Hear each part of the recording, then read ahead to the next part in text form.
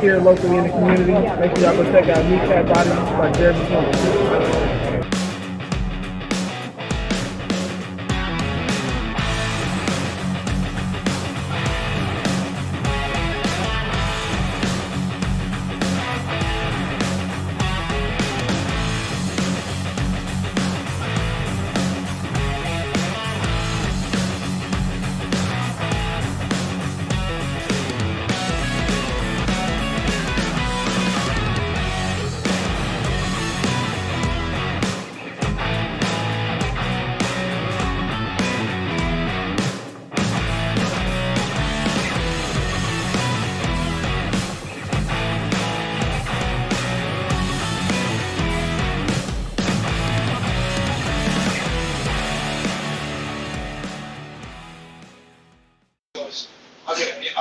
All right, as you all know, it is July 10th, and for me, it's Smokin Dad Appreciation Day. It is his birthday. Happy 75th birthday, Dad. Glad to see everybody. We got a full panel tonight, boys. We might have one more added yet. We got Hey, who has the TV going in the back? Yeah, that's right. Somebody got some TV in the background. Turn it down.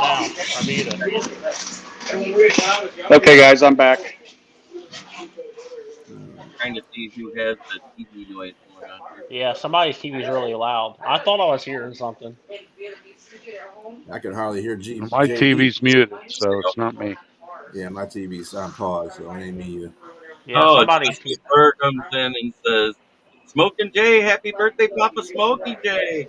Good evening, JB, and happy birthday, Smokin' Dad. He'll be here shortly. He always pops in about now because this is when he heads out to his little man cave in his shed, smokes his cigarettes, watches.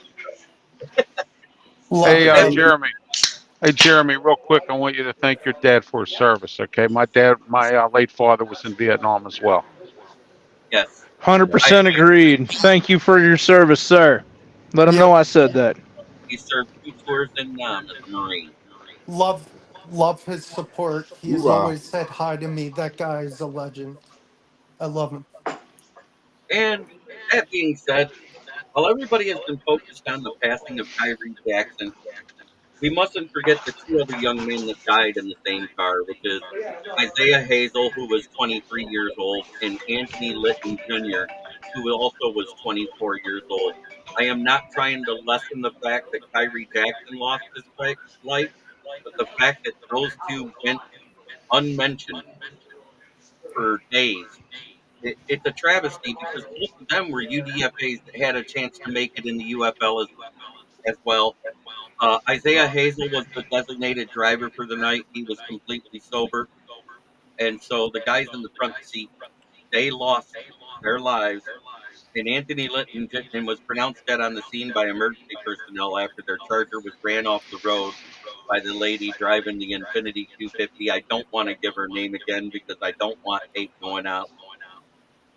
But at the same time, they careened off the road and they hit off of several trees, removed stumps from trees that were cut down on the side of the road and came to rest at the last one. And those 2 in the front passed away immediately. Anthony Lytton Jr. survived enough that emergency personnel got him to the medical facility there in Maryland, and he lost his life while getting treatment. So rest in peace to all 3 of them. And I hope the woman that was driving the Infiniti 250 gets the whole book thrown at her. Let's have a moment of silence for all 3 of them. I agree.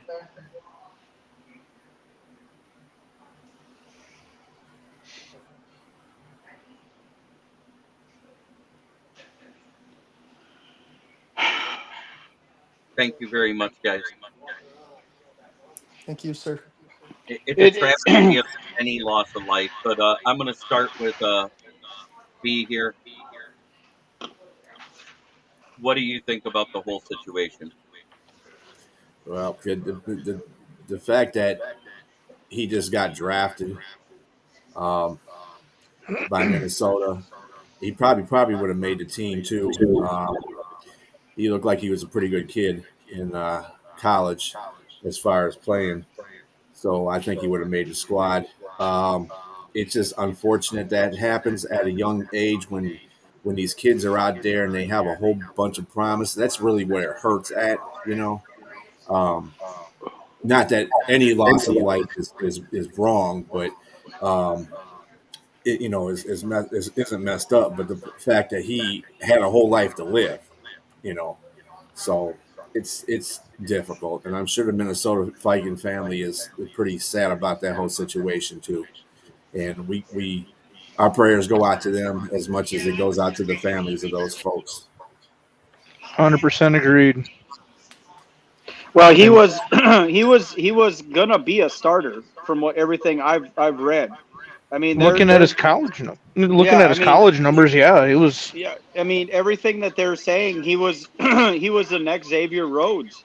And I mean, he was a shutdown cornerback. I mean, everything he had, his footwork was right. You know, he was a fourth round steal, and he was really going to help our defense. And it's absolutely horrid. I mean, this kind of goes back to, you know, the Gaskin tragedy. You know, when he got killed by a dump truck. I mean, Yeah. these young players taken way too soon before they even had a possibility of blooming into, you know, the next great thing. And it's just sickening that now, you know, this unforeseen and unforsaken issue that happened with a drunk driver, you know, it absolutely ruined what, how many families, and not even, you know, blood families, but extended families, NFL families, you know, friends, and everything else. It's just totally senseless. And let's not forget he spent 2 years with the Alabama team as well as 2 years with the Oregon team. Yep. So there's two collegiate fan bases that are mourning. Yep. The Minnesota fan base is mourning, as well as the NFL. Everybody poured out their support of the Vikings fans for what the loss of Khyree. But from the reports I read, he was trending to be the CB2 or the nickel at least. He was Yep. showing that much promise in OTA, so it's a travesty. I'm going to go to Mike Marsh next and get his opinion. And Mike, I was getting the echo from you. That's why I muted you. I apologize about that. Shouldn't be getting much off of me, but I'll fix that if I can. Yeah, I mean, I read about the whole, or I read about the loss of the Vikings draftee, and I really had nothing I could say other than look at his stats and say he was going to do awesome if the unforeseen didn't happen. I mean, let's just be honest. I mean, it's not very often you have a 6'3", 205-pound corner come out with that speed.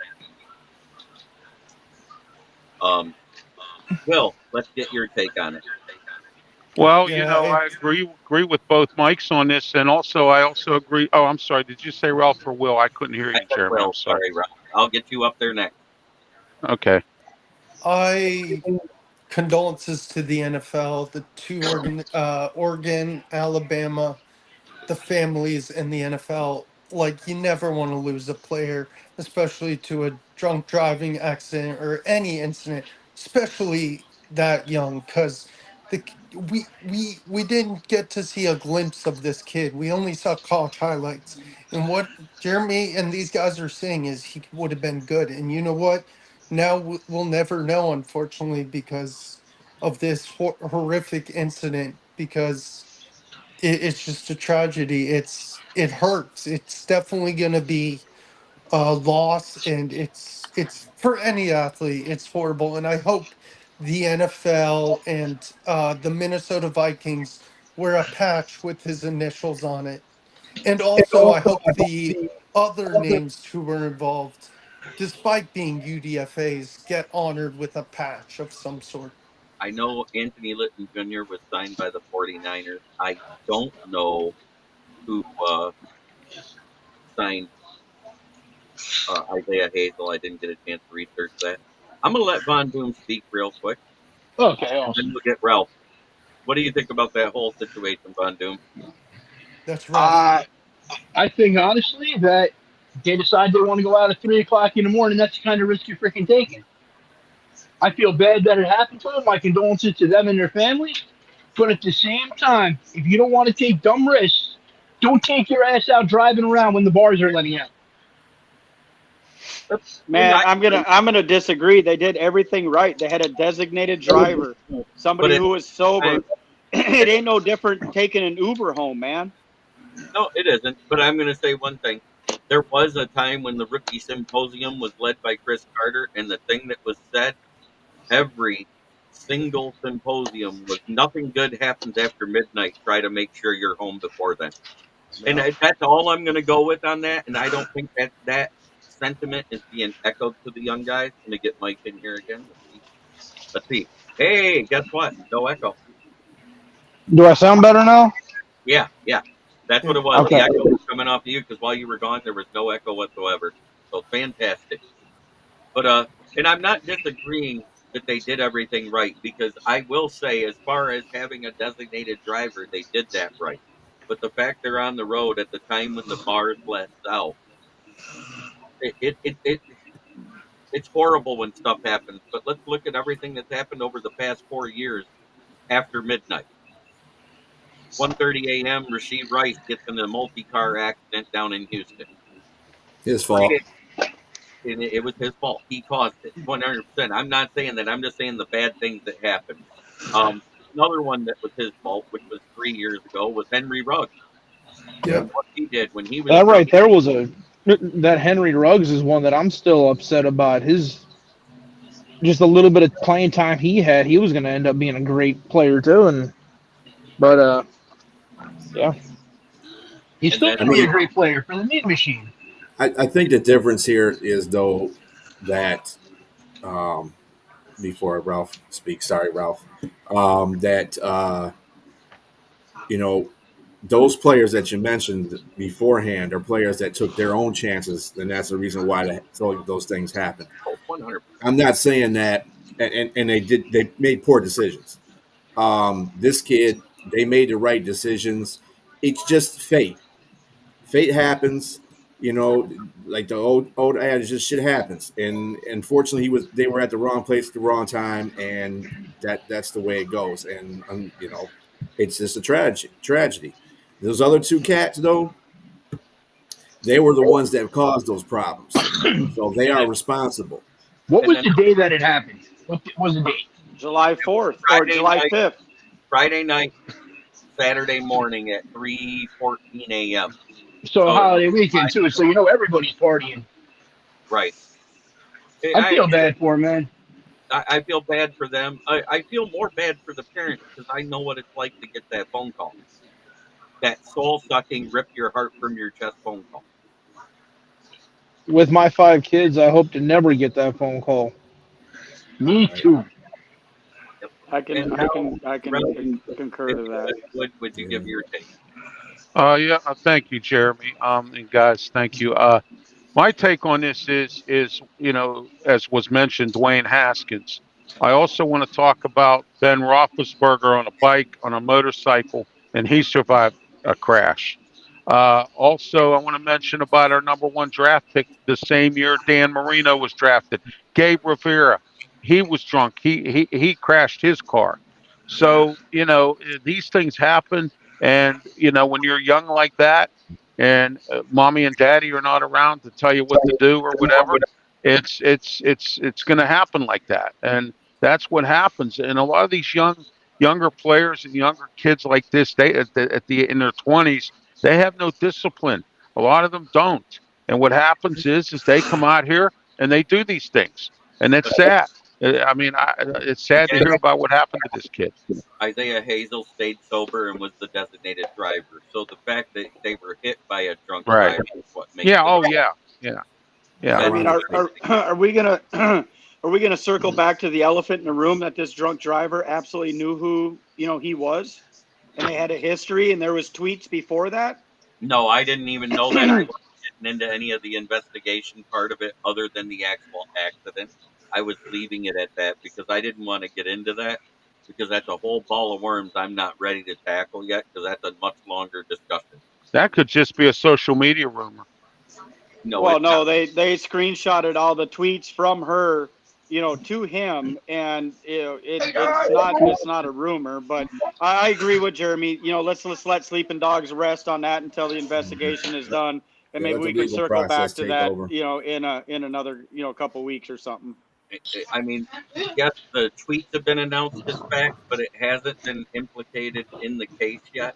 And I don't want to talk about stuff that could have legal ramifications that backfires on the channel. Is what I'm getting. Mm-hmm. Yeah, Yeah, let's I agree. leave it to be. I apologize for bringing it up. I'm You're just okay. I'm I know. just I'm just kind of salty because that was one of our picks, and he was the one that was going to be a shutdown corner for us, and I got to go against you guys and the team from Chicago. We're not going to mention them, and that other team from over in Wisconsin. So Well, we have a team subject about that one in Chicago here shortly.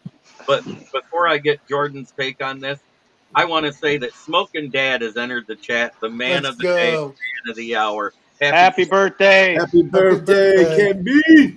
This is for you. happy happy Happy 70. birthday, sir. Oh, and Happy everybody wishes to birthday, thank you for sir. his services too, brother. Yeah, thank you for your services and thank you for always chatting with us. We And love you. Mhm. Joshua Dore said maybe we should give him a dog check in their honor. So I'll do it because I'm the guy who does this stuff for him. Jeremy, where's the Anyway, dog? I heard a dog. What? Yeah. All right. anyway, hey Ken, hold on, Jimmy. Hey Ken, happy birthday!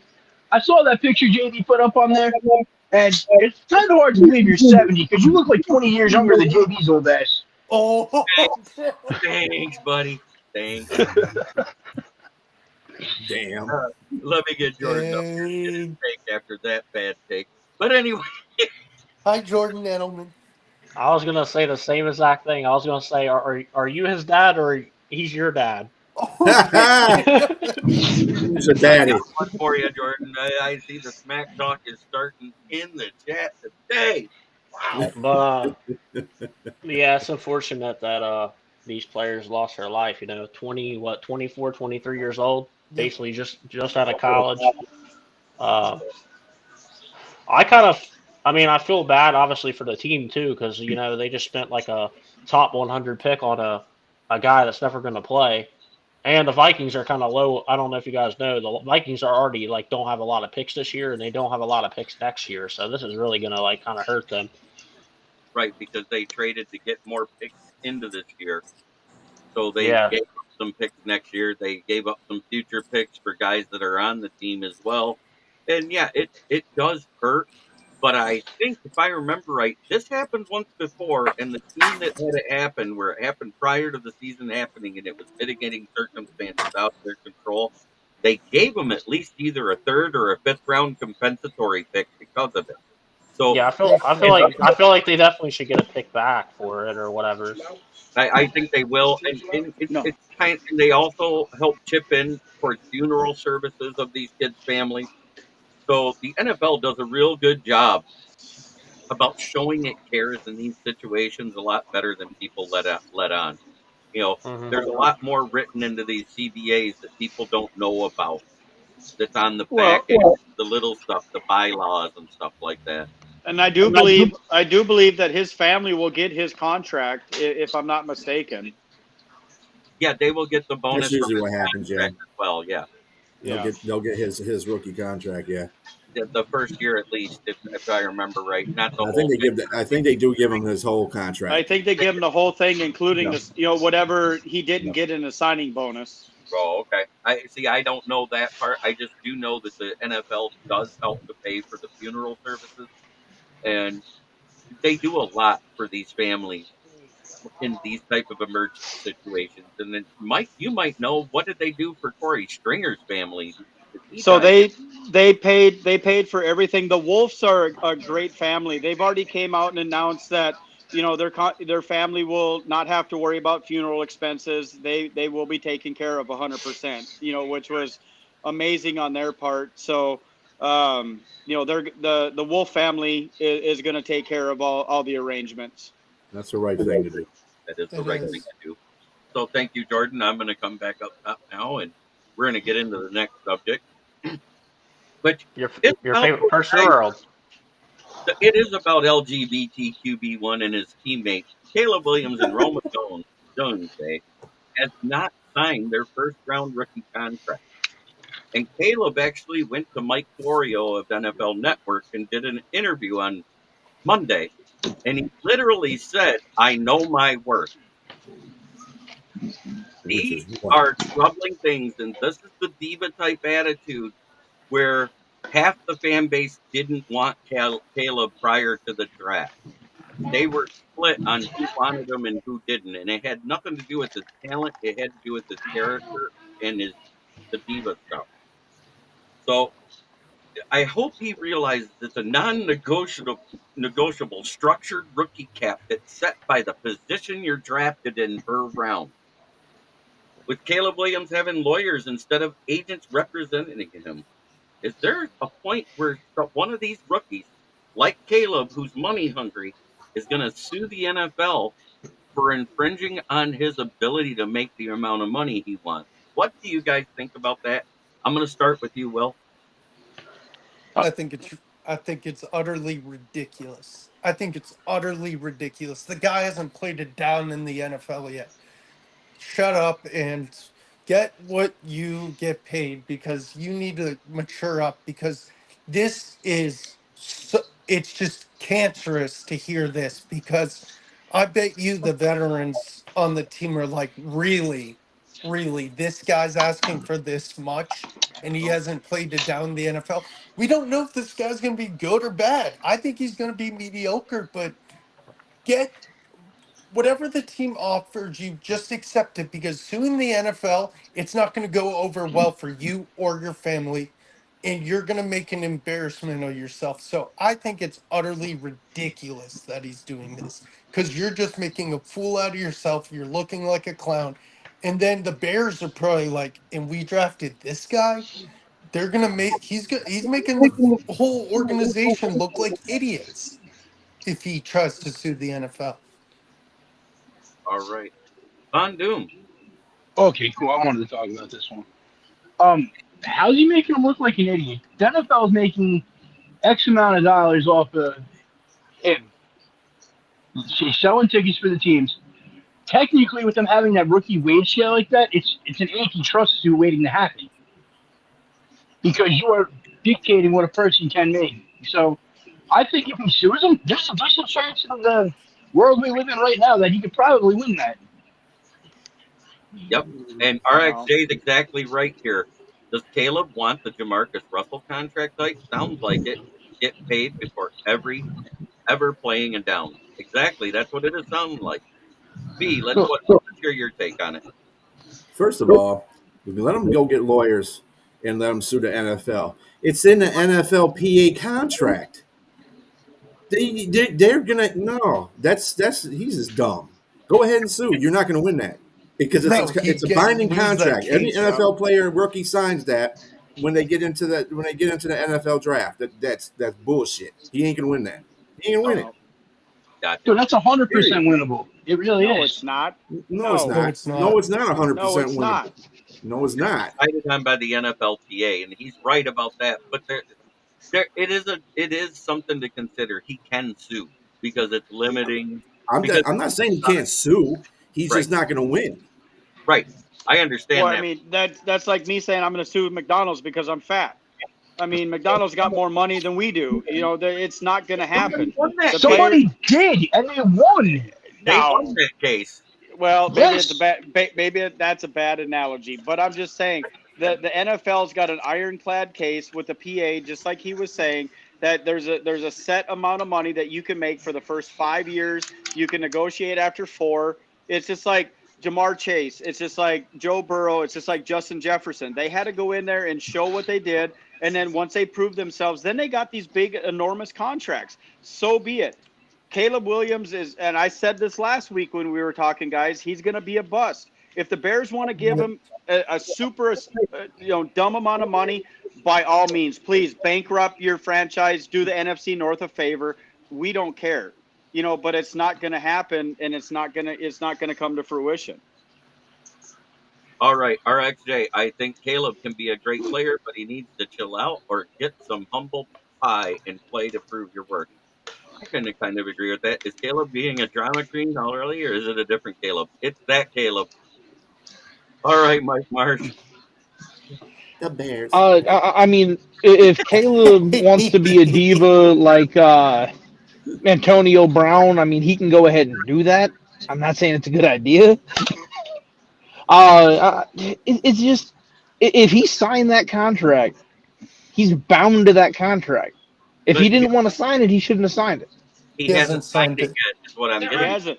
They're saying he's going to come out and sign it on the first episode of Hard Knocks. Just for publicity, supposedly. Okay, supposedly. But Okay, if he didn't sign it, I guess he has a little wiggle room. But I mean, the precedent saying, "Hey, this is the rookie contract, deal with it." right. I mean, look at the Chargers. I'm having a brain fart. Justin What's their Herbert. quarterback? Justin Yeah, Herbert. Justin Herbert. Before his contract ran out, they're like, even if he's a bust, we need to keep this guy because right now he's the best we got, and they signed him way early. And here's why the rookie salary cap came into play. Michael Huck's right, because we had those 3 players or 4 players that was in the top 10 over 4 years' time, if you remember right. Matt Stafford, Calvin Johnson, Ndamukong Suh, and then Eric Ebron. And those guys took up a majority of the cap. Smoking Dad comes in acting like he's senile for us. Thank you again for the birthday wishes. After all, I'm 57. Oh, crap. I knew it. I knew JB was older than you. I knew JB was the father. All right. You are the father. Ralph, it's your turn to give your take. Yeah, I think that Caleb Williams has what they call hoof and mouth disease. He sticks his foot in his mouth like our president does, and doesn't Yes. realize what he's saying. Okay, and what happens is when you get a guy like Caleb Williams who's going to try to fix an organization that hasn't done anything in a long time, who has a coach that should have been fired last year, okay, and is not fired. And this organization hasn't been relevant in a long time because they make bad decisions, including drafting Caleb Williams, I think was a bad decision. So we're going to see what happens with the Bears, what they're going to do here, and let Caleb Williams sit out. I'd let him sit out all season long. I really would, just to prove a point that we don't need you that bad here. Go out and get have a veteran quarterback just come in and play and run the offense and go through the motions and everything else, just like any other team would do, or at least that's what I would do if I was the Bears. I wouldn't kiss his butt. I mean, I'd be like, hey, fine, you want to sit out, sit out. That's fine. But it's been and it's sad that this organization has to tolerate this stuff that after they've been so bad for years, and it's just terrible. But they put themselves in this situation In that year position, after year.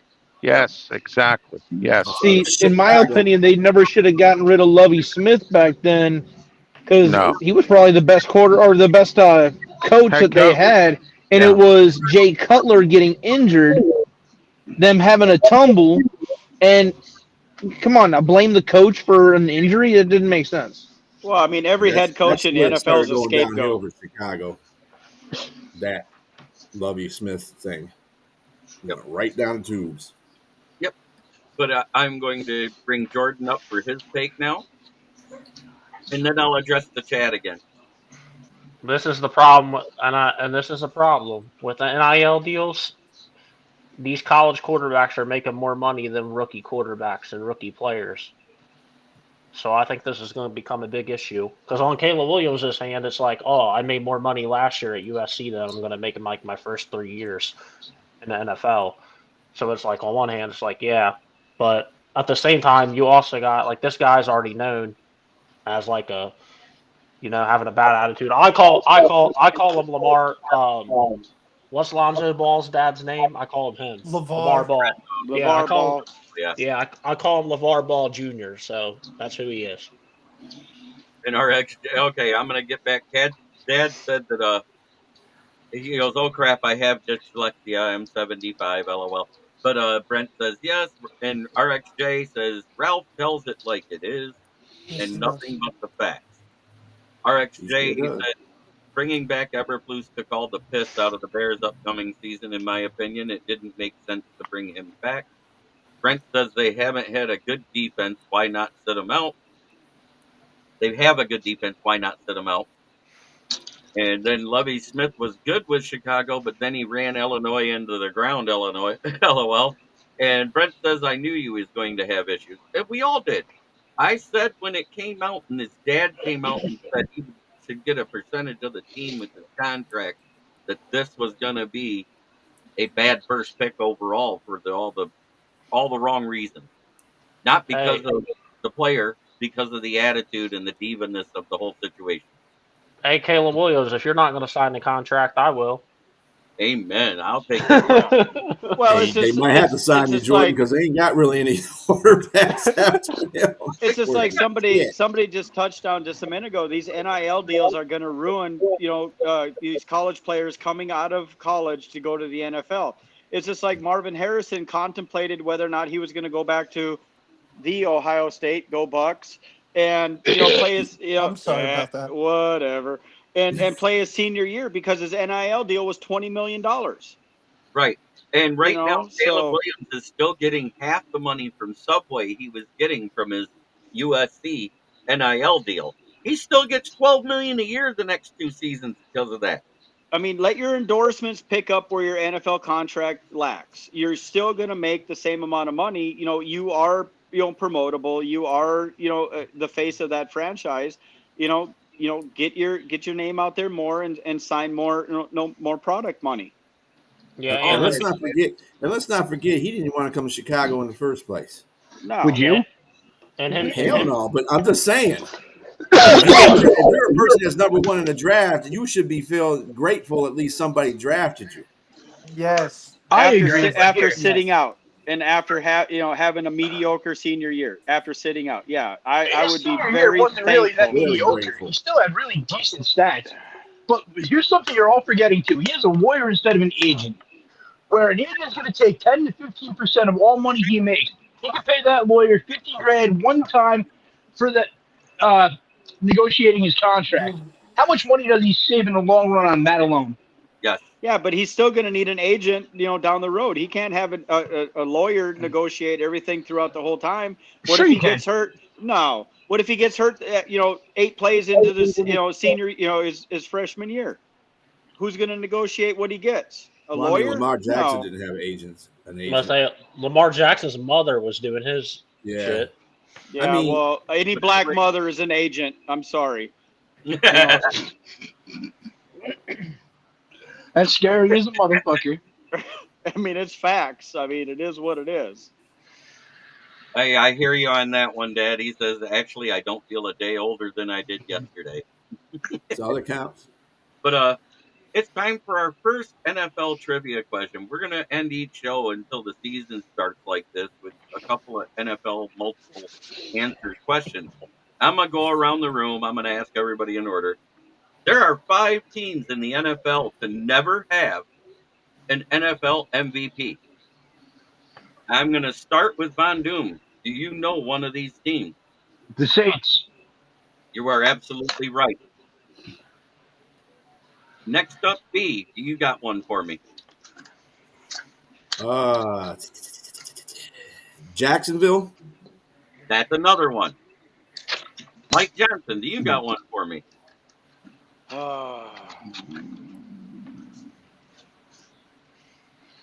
The Rams. The Rams have had plenty of Hall of Famers. Oh, I thought you. Oh, my bad. I NFL misunderstood. MVPs. They You said MVP. You said MVP. had And MVP. Kurt Warner. Well, the L.A. Rams, I don't think had one. St. Louis Rams did. Right. But no, they've had one. So on to the next person. Mike Marsh, can you think of one?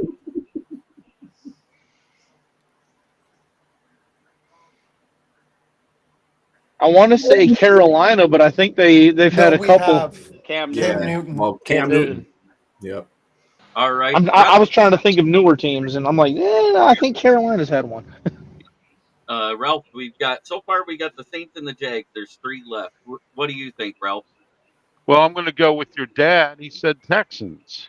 You're absolutely right. The Texans have not had one. Jordan, do you got one for me? The New Jersey Jets. No, they've had one. Nobly named. But anyways, Oh, we'll really? Yeah, believe. wasn't it? What's his face?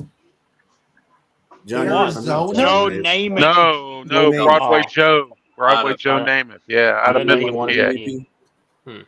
Fucking I said Midland, Pennsylvania. Arizona. They are Yes. the only pre-merger team to have never had an NFL guy. The last wow, one, Arizona's an old franchise too. Yeah, They're the oldest. They're the They're The oldest. oldest, yeah. 1890. Chicago Cardinals, I think. So is that 4 of them? That's 4. We got 1 left, guys. The It's either Lions. the Bears or the Vikings. Nope. Lions have Vikings had had MVPs. Titans. Barry Sanders. Vikings had Adrian Peterson. Titans. Bears. Nope. Bears Bears have and them. don't forget Walter Bears Payton. Walter Oh. Payton. I didn't know. And the How Titans long- were the Oilers, so Wait, okay. How long has the MVP been an award though? Because I can tell you the other one if you For a can tell me. while. Since 1896. Okay, I was gonna Cleveland Browns. No, Jim Brown though. Jim Brown. That's Oh, who Jim I was Brown. gonna That's guess. right. Yeah. Dolphins. That's who I was Eddie. gonna guess. Hey, I'll Dan give you Marino. a hint. They entered the league in 1976. Baltimore. No. Tampa Bay. Minnesota. That's it. Ralph Tampa got Bay. it. Nice, Ralph. Sucking ears, huh? Okay. Saints, Bucks, Texans, and Jags. They are the only 5 teams in the entire NFL to never have an MVP. The Chargers had LaDainian Tomlinson. Who has Yes. the Bengals had? Well, I And- mean, if and- you would and have Dan told me Fouts. if you would have told me Over and 1976 right Oh, away, okay. I'd have definitely chosen the Dolphins. No, but they had Dan Marino. Yeah, that's who won right. Yes. Who won the VP on Pittsburgh?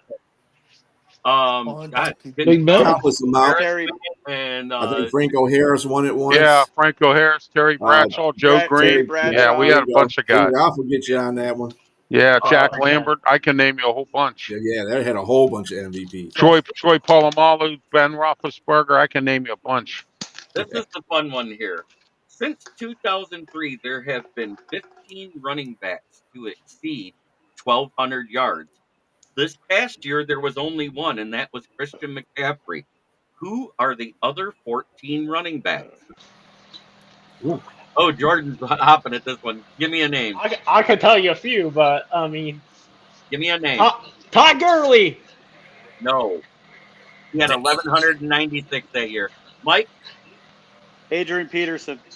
he did it in 2002. He hadn't done it since, so no. DJ2K. No. Yep. He did it No? in 2000. Aaron Jones. Fuck, I'm old. Aaron Jones did not do that unless you include his receiving yards. These are I rushing didn't yards. I didn't want to. Dalvin Cook. Dalvin Cook did not. When is this? I knew who one is. I know who one is He's now. 2003, King guys. Henry. 2003. 2003. Yep. Yep. Jerome 2003 Bettis. to now. Jerome Bettis missed it by 50 yards. Okay, I can tell you one. Josh Jacobs. Josh Jacobs did not break 1,200 total according to this list. This is what was He put did. out by- Yeah, he did. He led the NFL. Derrick Henry. That's all-purpose. That's not all-purpose yards. That's rushing Okay. yards. It's just Josh rushing yards. No, Josh Just Jacobs led rushing the yards. Reggie Bush Nick- was Josh 100 Jacobs led the league that 2 year. years ago with 1,400. Who did? Josh Jacobs led the That NFL was in 2000. all-purpose yards. He had 280 yards receiving that year. I thought he Marshawn had- Lynch. I thought he had 1,400 rushing. Marshawn Lynch did not break it. Oh, Ladainian come on. I'll get him. Not in the top 14, guys. Running out of Derrick Henry. Derrick Henry's not in the top 14. Ladainian He just had Tomlinson? 2,000 yards. How is he not in the I top don't know. 14? They didn't list it. I'm going by the list that I got here. Wait, They- wait, hold on. Guys, hold I on, thought hold on. we were. Yeah, flip that over again. I thought we were going Wait, in time order. out. So are you saying these guys? Hey, I saw one. One was Amon Green. Yes, Amon Green. So you're saying- Curtis Martin. Wait, Curtis hold Martin. on. Curtis Martin is 12th on this list at 1308. So are these guys all time rushing in the top? Sean 14, you're saying? Alexander. Sean Alexander is 1,435. LaDainian I Tomlinson. thought we were. Number 3. Yeah, we went around the room. Nobody was giving good answers.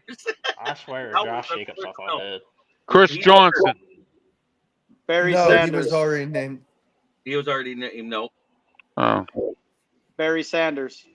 Barry Sanders was in the No, 90s. that's before Oh. 'LaShawn 2003. McCoy. After 2003. Lashady McCoy is not quite there. That was Priest Oh. Holmes, So Yeah. Wait, I've got 2003 and one. newer. Jamal Charles. This is some good Holmes. ones. Hey, In the chat, they got that right. Jeremy. Derrick Frank- Henry. No, he's not. He didn't make it, but there is a Henry on the list. Chris Henry. Not Chris Henry. Chris Johnson. No, he's Henry already on been the Eze- dead. for the Bills. Ezekiel Elliott. Ezekiel Elliott ended up with all-purpose yards over 1,200, is what they said. They removed him from the list that year. Frank Gore. Frank Gore did not break 1,200 since 2003. Oh my God, Arian Foster. that's a Arian Foster was pre-2003 when he got Yeah. it. Hey, JB, Josh Jacobs ran for 1,600 yards in 2022. I'm looking at They it right don't now. have it on the list, so That's weird. I took this right off. I copied it right off the internet in order to what they Yeah, had. because I literally looked it up because I was like, I knew he led the NFL. DeMarco Murray. DeMarco Murray gets an honorable mention. He had 1,198 yards. Oh, Oh jeez. Hey, what about Travis Tiki? Henry. There you go. What about the barber? Travis Henry, there it Tiki is. Barber. Tiki Barber. oh man. Yes, That was- he's the last one on Reggie the list. Bush. 12-16. No. No. Make it. Maurice Corey- Jones-Drew. Corey Dillon. Maurice Jones-Drew. Not after 2003. Steven Jackson. Steven Corey Jackson, honorable mention. He's in the 1100s. Alvin Kareem Hunt. Kamara. Kareem Hunt is not on the list. Okay. Alvin Kamara. One of them was a Bronco, and it's not Terrell Davis. Well, Terrell Davis Mike- was before Mike, 2003. No Sean Moreno. No, probably not. Mike Davis. He also played for the Redskins, but he never got that many yards. Oh, Portis. Yes, Clint and Yes. Porter. There is a Saint on this list, and it's not Ricky Williams.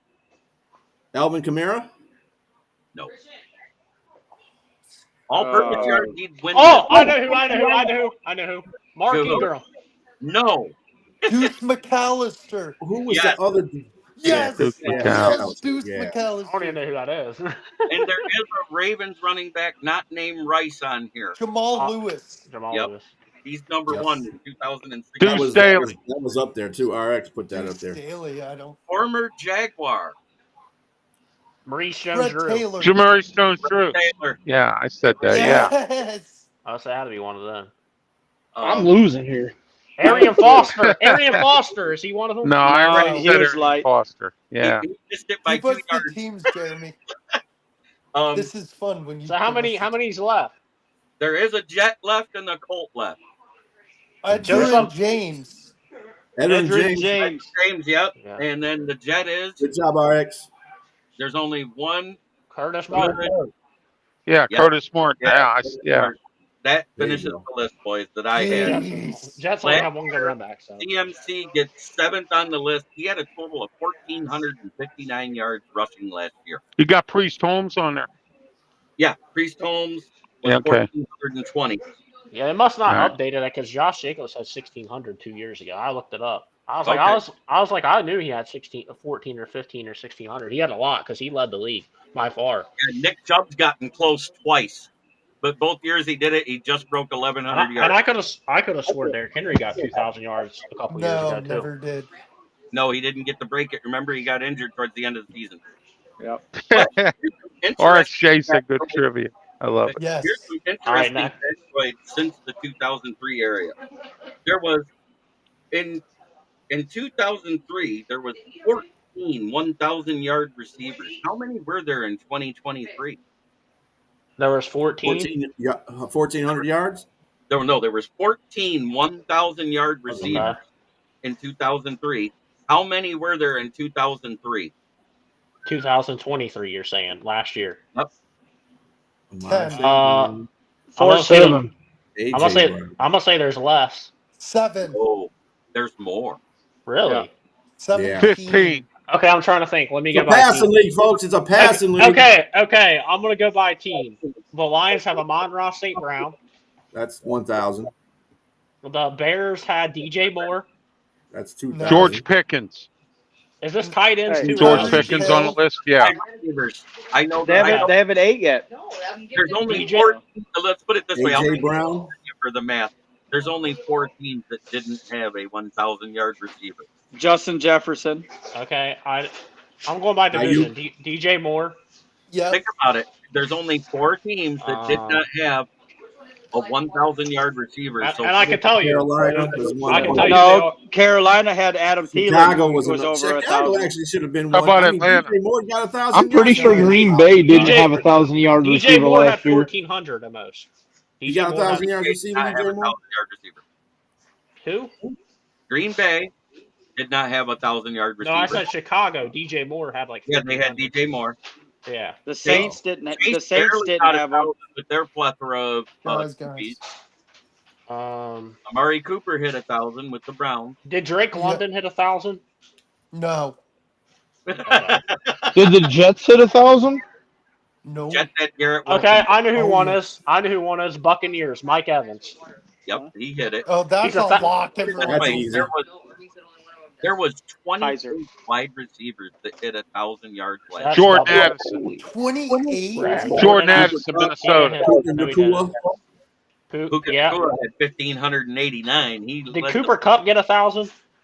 No, Cooper Kupp did not because he missed 4 games. he got hurt. I Remember? know he missed some games. I That's mean, why didn't know if he got it. Justin Jefferson missed 6 games, and he still had over 1,000. Tight end had Guys, 1,000. That you're was right. Kittle. Here's Tyreek Hill. your fact. We're Thanks. not asking who was it. Oh, okay. I don't But, care, RXJ. It's And fine. QBs with 4,000. These are the obscure facts that I found in the chat of this Okay. thread that I looked at. QBs with 4K passing yards in 2003. There was 2 of them. How many quarterbacks threw for 4,000 yards last year? 3, 6. 8. 10. 10. More than 10? Well, 15? 16. 18. 18. Holy Wow. Wow. half the Aston league? League, folks. Aston League. That's over half. Yeah, Jeez. I'm just saying, there was 4,000 yards to get now is nothing but a toss in a bucket. and you know who the 2 was in 2003? Kirk Peyton Cousins. Manning and Drew Brees. I was going to say Peyton Manning Oh, yeah, was Drew probably Brees, one I of them. can figure, yeah. That was it. Wow. Can I, That's crazy. Jeremy, if Tom we have Brady time, missed it by 5 yards. Remember that year? They still went to the playoffs, but he had 3,995 yards that year. The reason why I didn't think it was that many, honestly, because I know CJ Stroud only had like Yeah, it's a 41. passing league. You 41. got it. He had 4,100, so he barely hit 4,000. 18 I didn't think there were that many decent quarterbacks in the league anymore. broke 4,000 yards. It's a Yeah, passing we have a league. lot of Nobody guys can that throw are the ball. overpaid and they're bums quarterback. Yeah, but as good as the year CJ Stroud had, he only had like 4,100. That's why I thought there wasn't as many.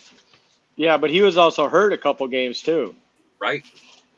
That's the difference is 17 games make people because in order to Yeah. break 4,000 yards, you only got to throw for 235.5 So- yards a game, which So is I wonder. that Justin Fields couldn't do it. Just wait, Jordan. Jamie, wonder- can you hear me now? I Yes, wonder I what can- starting quarterbacks didn't then. Bryce Well, Young, obviously, it was Chicago's. Justin Fields didn't throw for 4,000. Obviously, Yeah. Mac Jones didn't. Not anybody on Minnesota either, right? Because Cousins went out. Yeah, Yeah, nobody.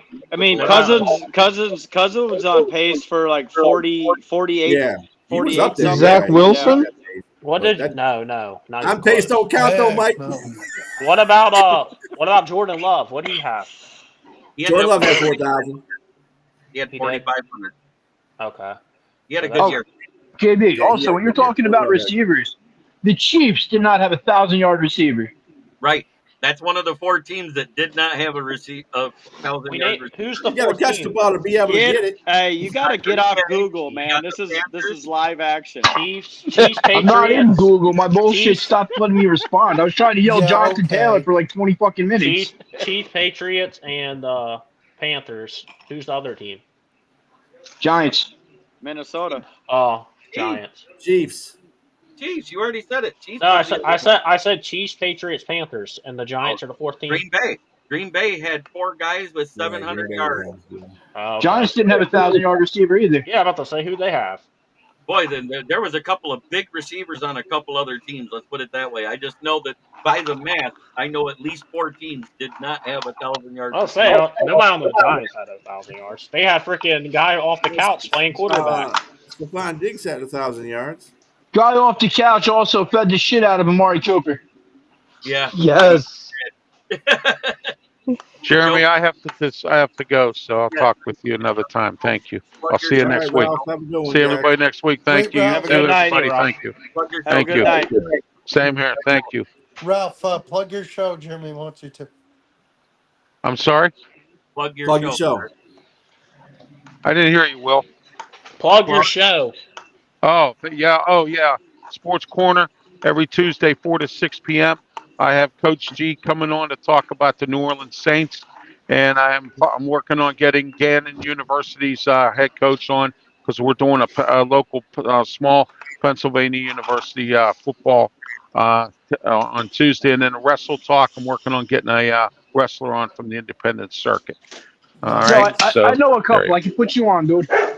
Okay, great. Thank you. Reach out to me. Will do. Ralph737@gmail.com. Thank you. Will do, buddy. All right, guys. Well, that's the plethora of. I had 2 questions. The other 2 weren't questions. It was just factoids. I was just trying to see if you guys could guess how many.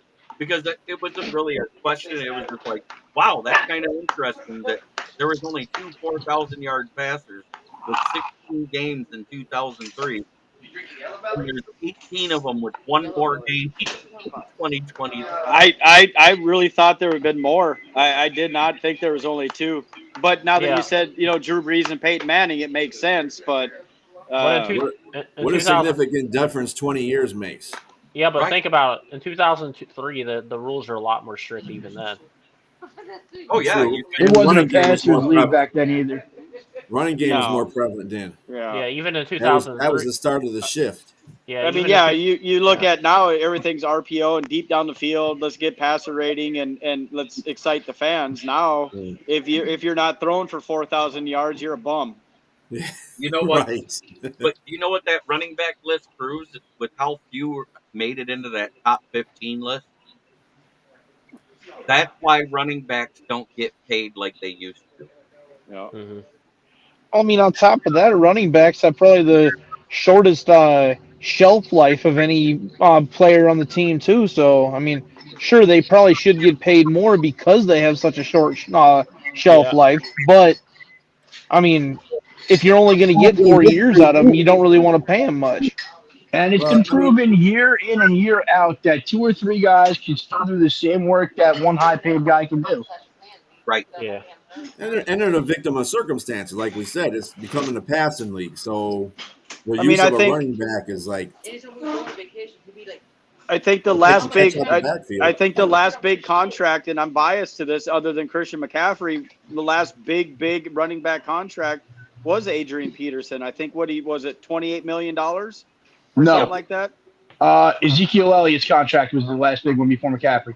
Oh, that's oh yeah, that's right. Oh, yeah. that's right. Yeah. Well, because if you look at the running backs, they're all playing musical chairs. Hey, I'm going to go to this team. You're going to go to that team. I'm going to go to that team. I'm going to that team. Well, I'm going to that team. that's only been in the last couple of years. I mean, you look at a lot of the big name running backs who signed big contracts. They stayed put. But the big $20+ million a year running back is a thing of the past. I mean, Blake probably the Barkley's most got what 37.5, which breaks out to a 12.5 a year average with 26 million guaranteed to go to Philly. That was literally 1 million guaranteed more than the Giants offered him the year before in the same exact structure. I just Yeah, think he was just unhappy in New York. He wasn't going to stay there if they gave him $40 million. He wanted out. He was pissed off that they fucking signed Daniel Jones to the contract and tagged him. Exactly. I mean, nobody, for what Barkley was worth and what he could do, you could have gave him the moon, the stars, and a Frank Sinatra star, and he wasn't going to stay there. Look at it this way. I'm pretty sure someone understood that. The year that Le'Veon Bell turned down the franchise tag, he would have made what was it, 16.5 million that year. Remember that? Yep. Yeah.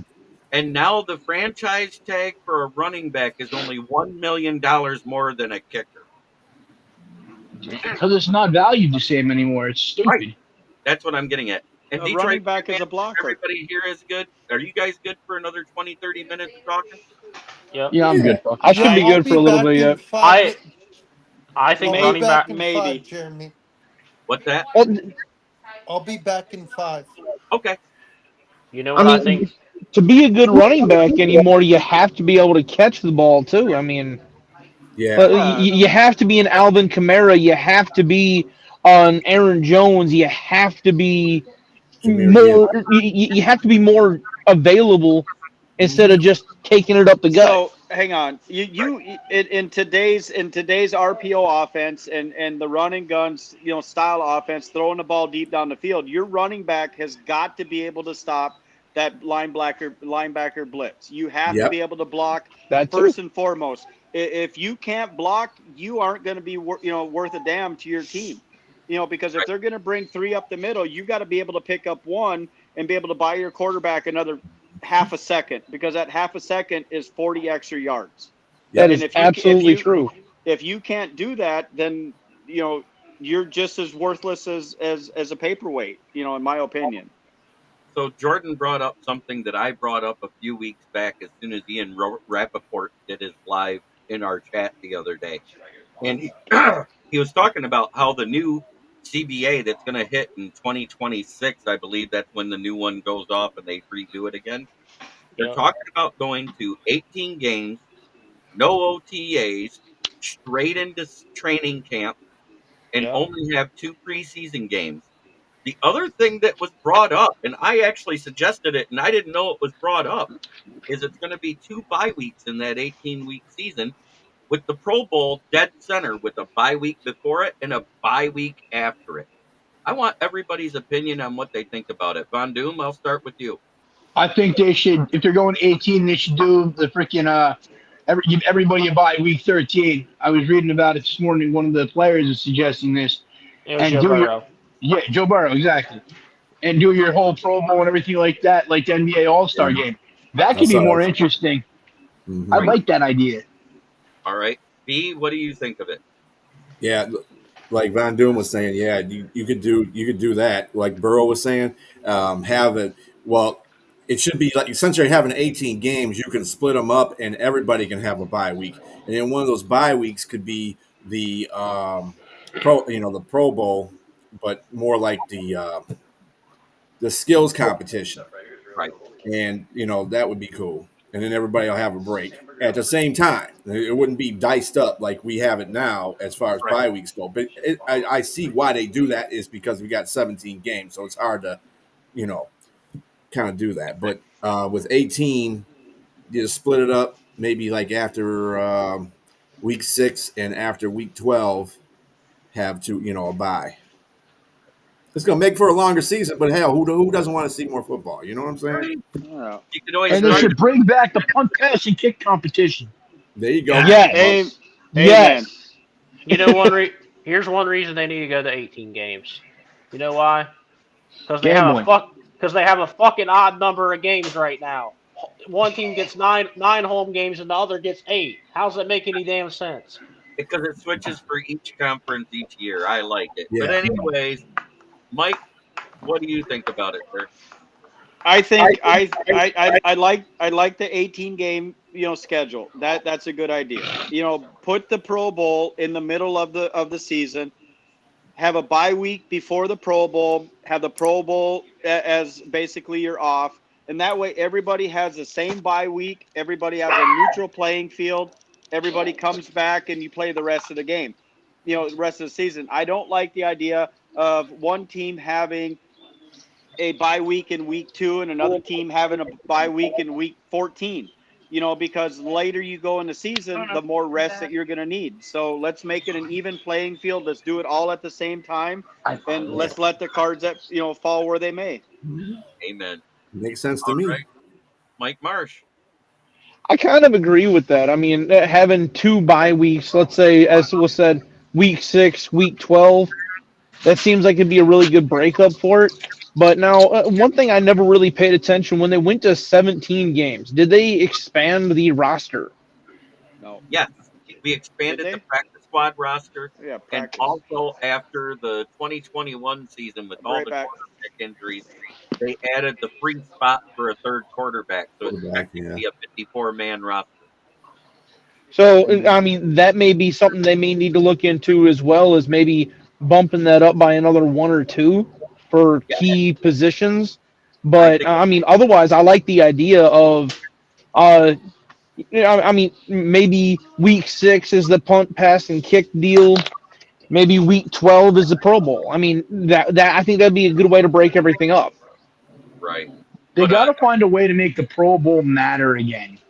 yep, and I think what they need to do is like whatever conference wins it, you don't move the location, but they get home field advantage as far as on the scoreboard and everything else for the Super Bowl. Make it Agreed. of which conference wins. Give them some kind of incentive to try. But now Right, here's the other question about the Pro Bowl. One thing that I don't like about it anymore is it's flag football now. right. Well, no, I'm about to Well, that's say what I say. Just not even, eliminate that. not They even should that though. completely make They, it flag football at that point, actually. That way you're taking away the risk of injury. Right. That's well, why you leave it at flag football because if you're going to do it mid-season, there's a way less chance of injury playing yeah. flag. I don't think Okay, No, they should do no that. play. that's a fair explanation. I No, agree with that. If it's at week 12, like has been suggested, yeah, keep it as flag football. But if it's I wouldn't even do right before the Super Bowl, like it has been for however how long, but only the Super Bowl teams are exempt from the Pro Bowl, Which means you then don't get defensive players on the why would they make it flag football at that point? The season's done. right. It was to limit injuries, and it was after that big yeah. hit that Sean Taylor did, the last big hit that ever was in the Pro Bowl. But Well, that's legendary, and that's going to live in our minds for free for the rest of our lives. Yes. Everybody likes watching a good big hit. I mean, the Pro Bowl is going to be brought to you by Kotex and tampons for the next 10 years. So I mean, it's And this Pro Bowl is brought to you by Stay Free. It's softer than you think. My parents. exactly. Yes. Jordan, let's get your take on this. And Caleb's going to be the one sponsoring it anyway. hey, speaking of the Pro Bowl, speaking of Pro Bowl, did you? I don't know if you guys seen this. This ain't really NFL related, but did you guys see our freaking how embarrassing it is that our 20U team lost to Japan in American football? Yes, and flag Yeah. football, Yes. yes. We lost 42-17. What? Yeah, they got her asses That's smoked. Oh, Japan flag and football. they got beat again. Yeah, They and then got beat twice. then everybody turns around and says shit on social media, and then they turn around like a week later and get beat again by like Australia. And by Yeah, 20 you know points. what though? We get have Hey, college kids and you go out and can't play that mess shit with though. you can't mess with them Aussies, bro. They've been playing rugby since they've been 3 years old. They will crush you. And what's funny is that in the past there was 4 Aussies that actually made an NFL roster. These guys got together with their money and put together an NFL school for Australian football players. And so they teach them how to play American football over there. Yeah. Japan, though, that's not a good look. Brought to you No, by No, Foster's. I'll put it to you this way: those are against amateur football players. Had they been professional athletes like from the NFL, I guarantee they would have beat the hell out of them. Oh right. It's yeah, kind of like the same thing the NBA does with the Olympic teams. They just put all who's going to beat the the USA in basketball? Nobody. So it's kind of like the UFL and the CFL over here, where they're not necessarily bad players, but they're not up to the NFL standards. Exactly. So I'm going to quote what a podcaster I saw on Instagram said the other day. And it was a gentleman of color. And I'm going to repeat exactly what he said. If this is what we're going to put on the field at the Olympics, we might as well bow out now. Why do we got a field of flag football players that look like Wonder Bread?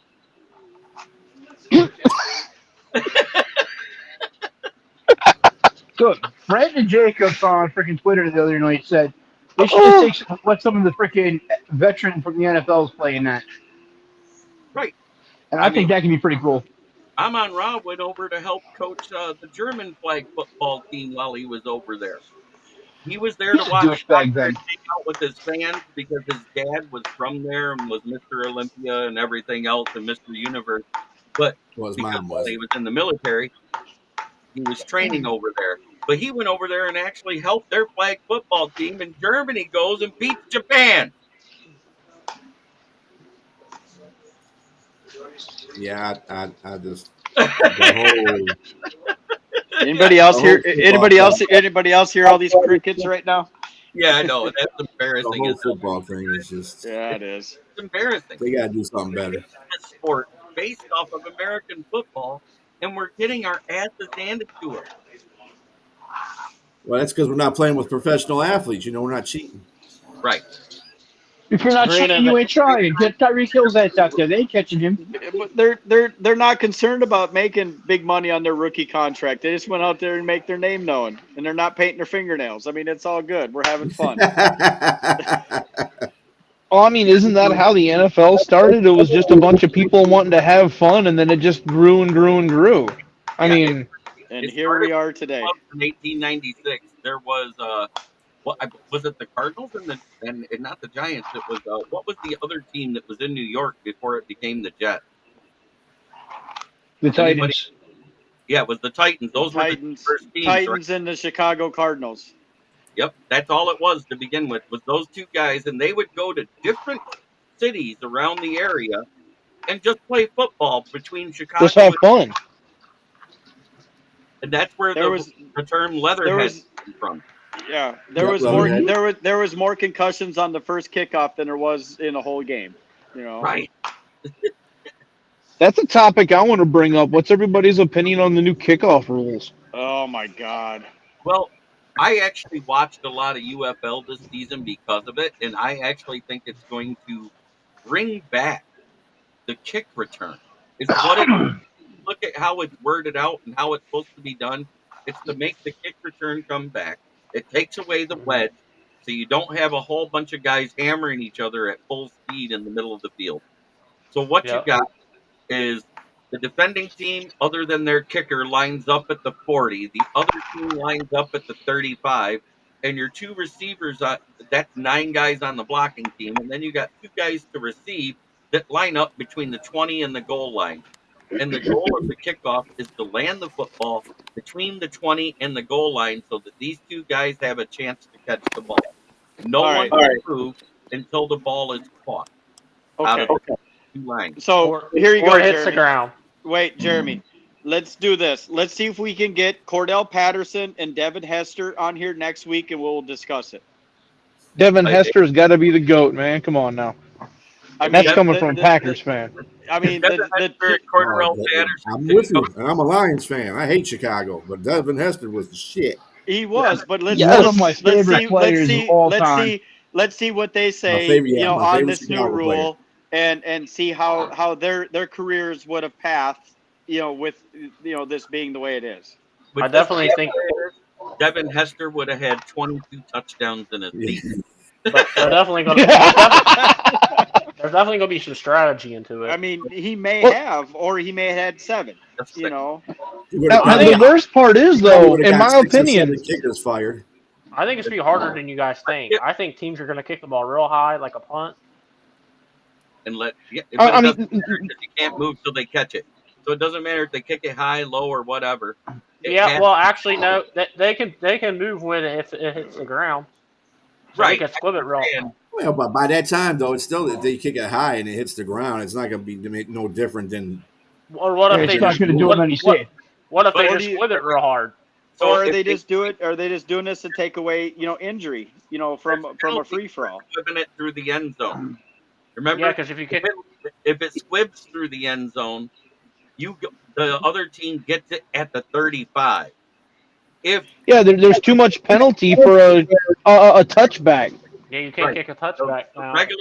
regular touchback comes out to the 20. That's if you just boot it through the end zone. But if you squib it and it doesn't hit in the 20 to the goal line, it comes out to the 35 now. If it goes out of bounds, the penalty's still the 40. But if you think Yeah. about it, I think the average start point is probably going to be between the 30 and the 37 yard line for most teams. because most teams have somebody on their team that's fast enough to at least get them that 20 to 25-yard return with the way it's set Yeah, up. but there's And not gonna be there's not gonna be as good I blocking. will I get feel like. Will in for his take. He's been waiting patiently while we were talking. Okay. Yeah, I just have to say I have to go. Oh, You okay. suck. Thanks, Hey, I'm right behind you. My wife's hollering at me. Will. I got stuff I Thank got to you, do with this Jeremy. hurricane.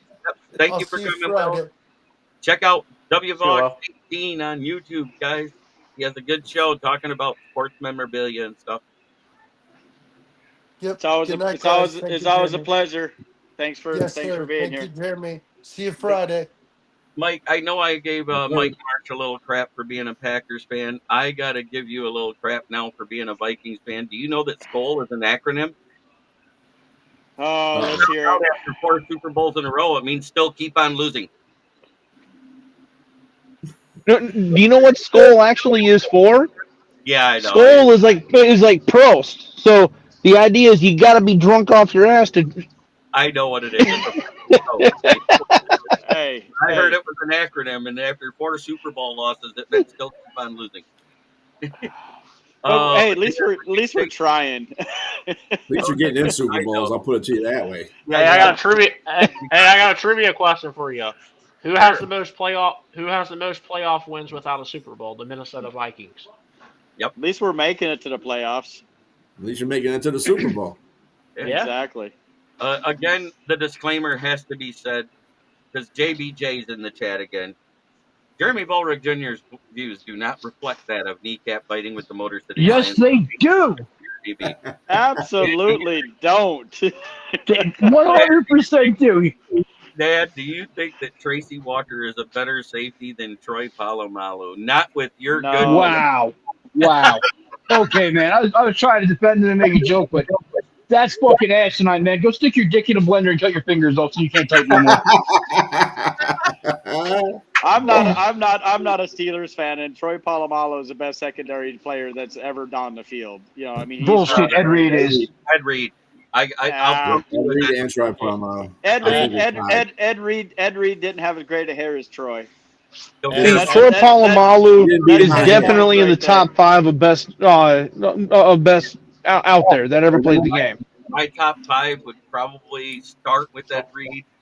Troy Polamalu's in it. Ronnie Lott's in it. Ronnie Lott, yeah. God, Brian Dawkins, right? What was the Steve one? Dawkins, John Lynch. And No, John what was the Lynch. one? What was the one from the Raiders? The way back when? Tatum, right? Jack Tatum? Jack Tatum? No, Tatum. no. Hey, is it Hayes? Hayes? Well, he's a corner, though, isn't he? He was a corner. Oh, Tatum. no.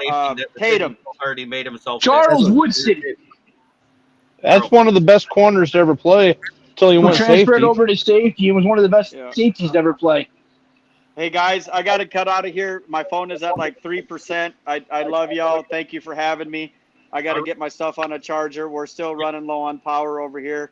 And hopefully next week I'll be back in full force. So thank you Hey, so be much safe, for man. having me. We Be appreciate you guys. Yep. Hey, just one last thing. Just remember, SKOL, we love you. Yeah, keep on Let's go losing. Vikes.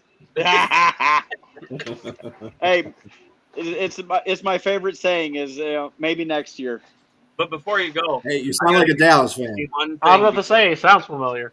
before you go, I need you to yell that sponsor out. Who is this sponsor right here? Why do you keep on wanting to do that to them platypi? Come on now. I'll do it. It's I mean, fucking I'm from South Texas. FTP usually stands for fuck that puto, but I mean, it is what it is. It's close enough when you say back. same thing. Poor Perry the platypus. Come on now. Leave him alone. Fuck the platypus. Fuck the platypus. Hey guys, thanks for having me. It's been always a pleasure. Y'all have a great night. We'll see you next week. I've taken over that FTP, man. I've taken over with that. Platypus. The first time Jeremy showed that, I thought it meant fuck the Bertricias. He can What stand did his for a wife lot and of kids things. ever do to you? All right, Mike. You have a good night, sir. All right, Good night, Mike. guys. Thanks, guys. Appreciate it. See ya.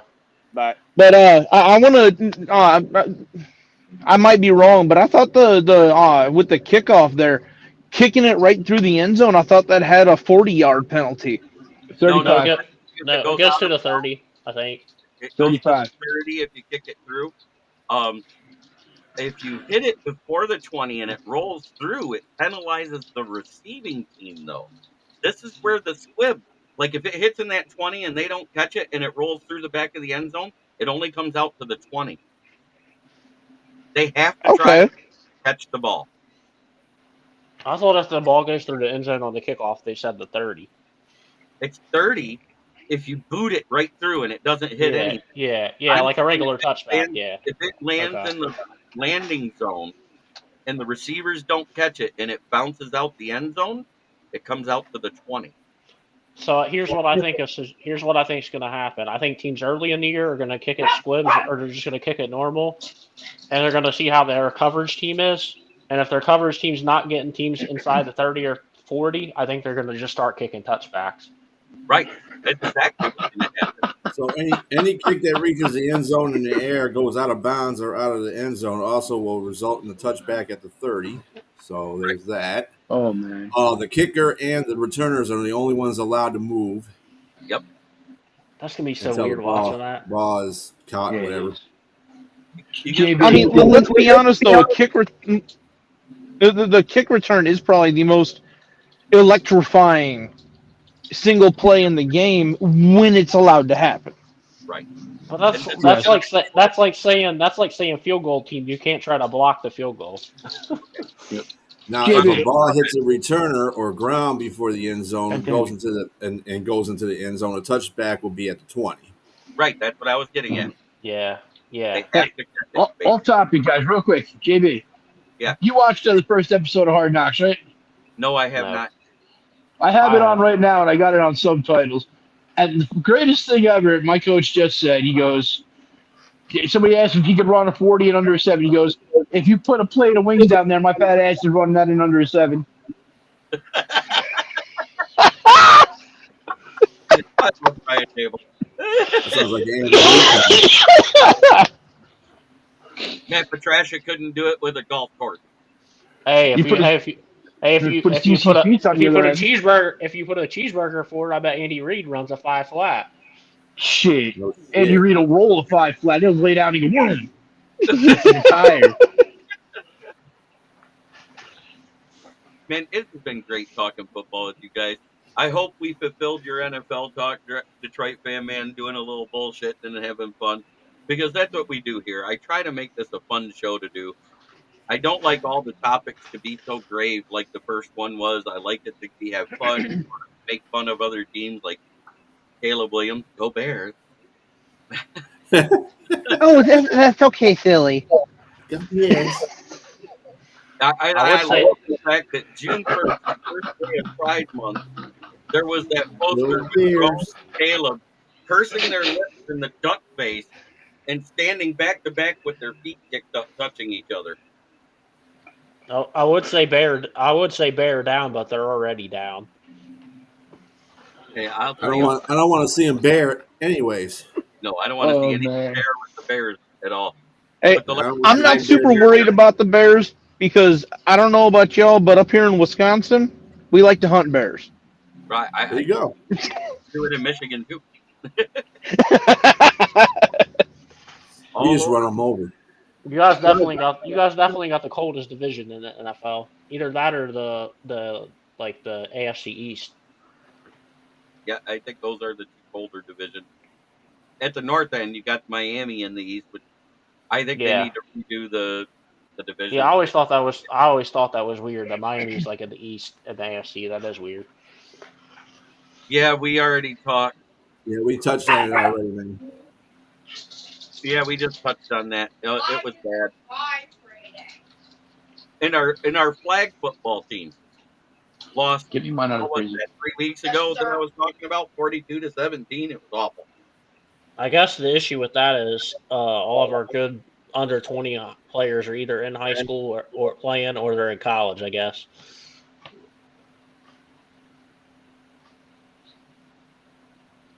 Yeah. So has anybody watch the receiver thing I'm watching it tonight. I on noticed it Netflix? on The Netflix and receiver on thing. the Yeah, receiver Netflix. show, like the quarterback show Receiver. was last year, directed by Peyton Yeah. Okay. Manning. This year it's wide receivers. Justin So Jefferson, Ron St. Brown, Mike Evans, and Garrett Wilson, is it? Not Mike Evans, Debo, and Oh, Kittle. So why is a tight end on there? First of all, why do we Because have he's two more of a San wide Francisco receiver. players on there? And Devontae Adams. That was the other one. no, yeah. it's called receivers. Yeah, Just it's call called it receiver. Just Okay. receiver. Singular.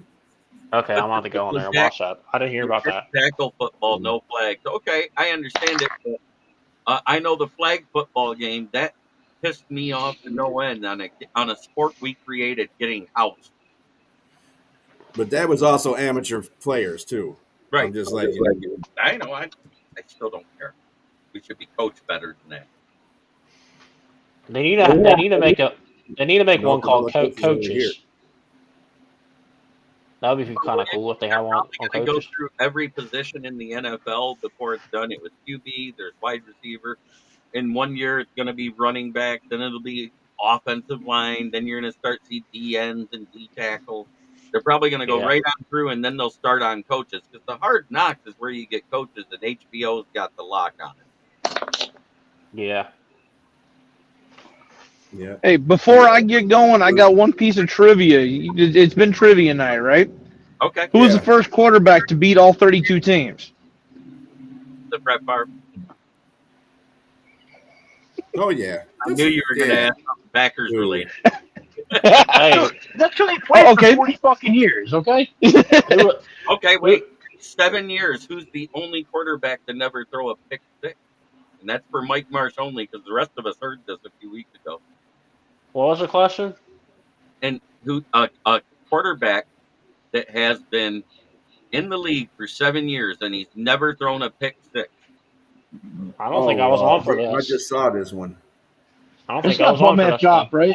You guys Joe will Burrow? be shocked who it is. No, it ain't Joe 7 Burrow. years. Golf has been in the league longer than 7 years. Yeah. And Goff's already thrown 2 or 3 pick sixes since he's been In the here. last So 3 years. that's That's Uh, Because Goff's a bum. he is not. I have no idea. 7 years and he's never thrown a pick I will give six. you a hint. I don't even have to give you a hint. You guys will be Is it shocked. Patrick Mahomes?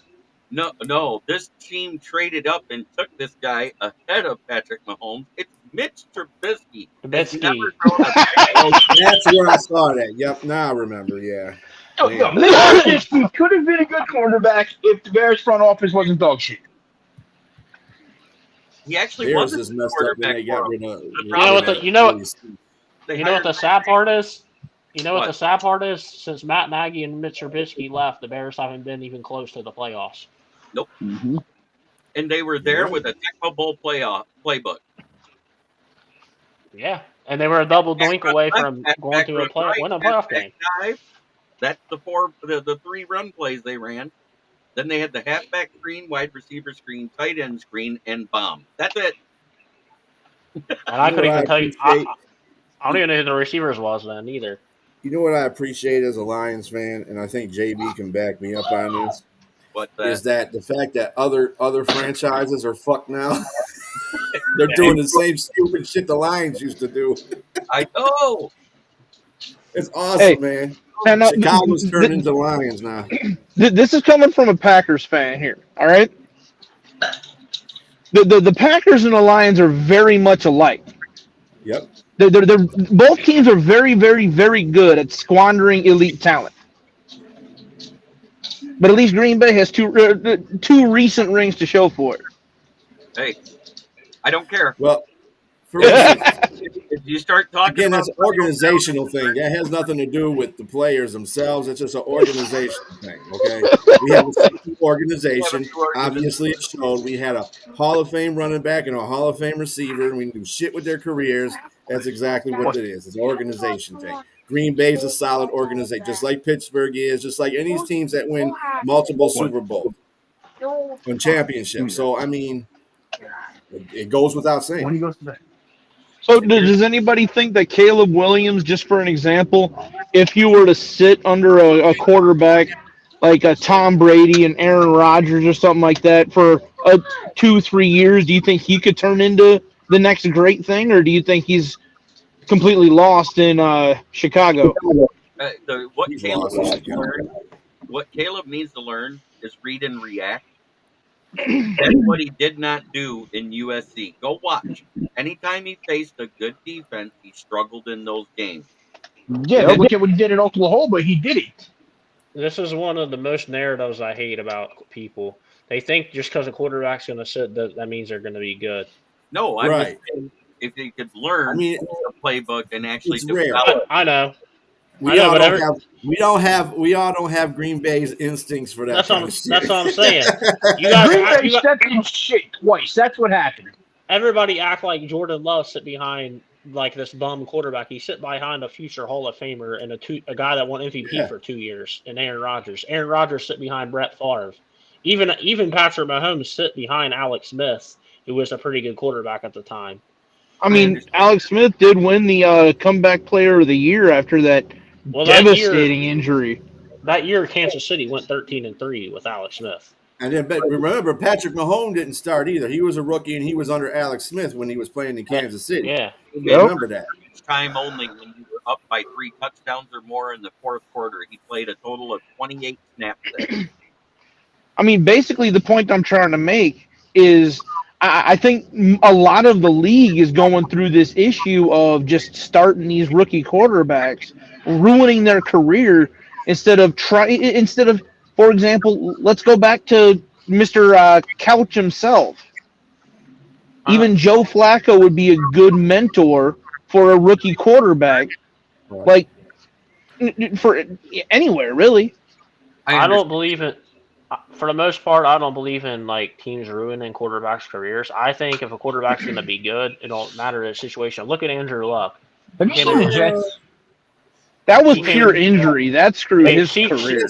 CJ Stroud. Look at all these. If you're good, you're good. It don't matter. Like if you're going to be a Hall of Fame talent or good, like it don't matter what situation you come. Yo, wait, time out. With CJ Stroud, if anything was going to ruin his career, it would have been Ohio State. Right. But anyways, at the same time, look at the length of time between these generational talents coming out that are good right from the get. And I mean from snap one. And if you say Peyton Manning was great year one, you're lying. He sucked his rookie year. Well, yeah, he threw 28 interceptions. Yeah, and what was it, 18 touchdowns that year? He had a bad year. It was awful.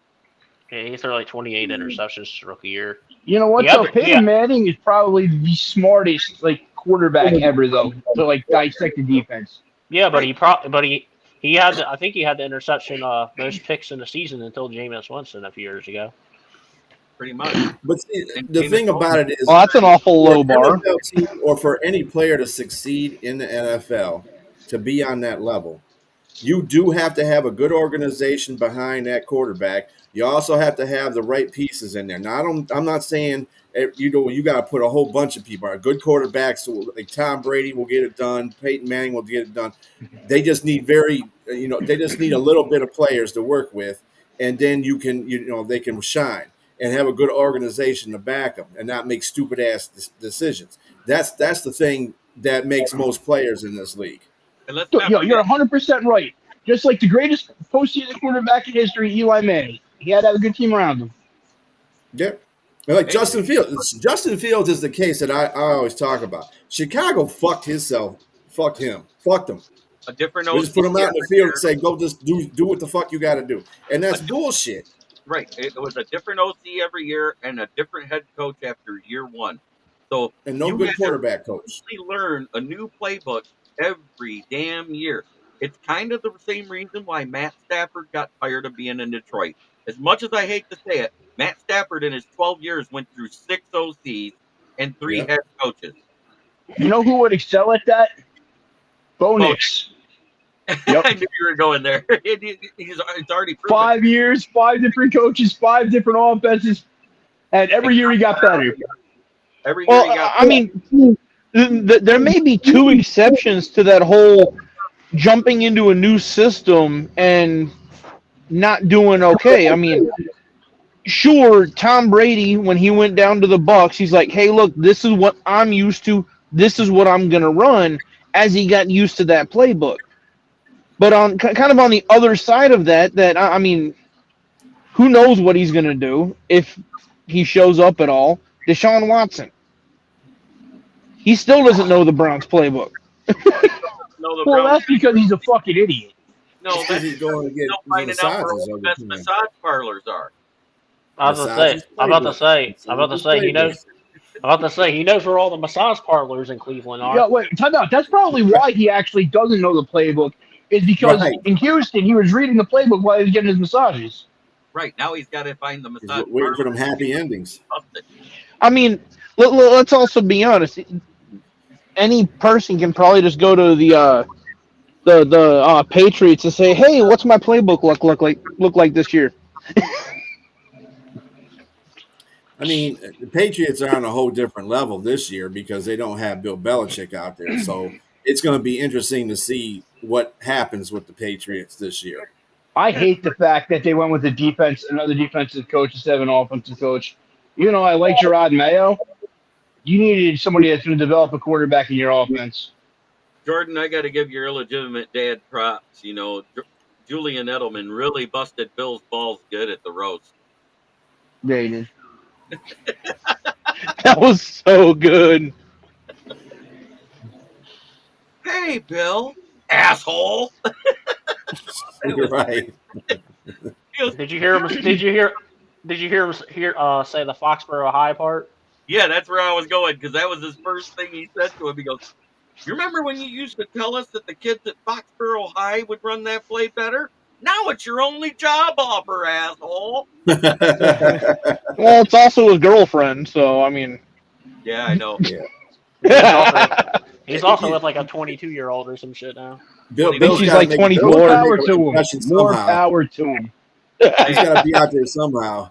You know, I'll date a 22-year-old. Yeah, that'll get me on the social media. I knew when he Yeah. rolled it into Pfizer stock, there was a reason, Jordan. Hoodies. Yep. Because he had to pull a Joe Flacid, get up off the couch.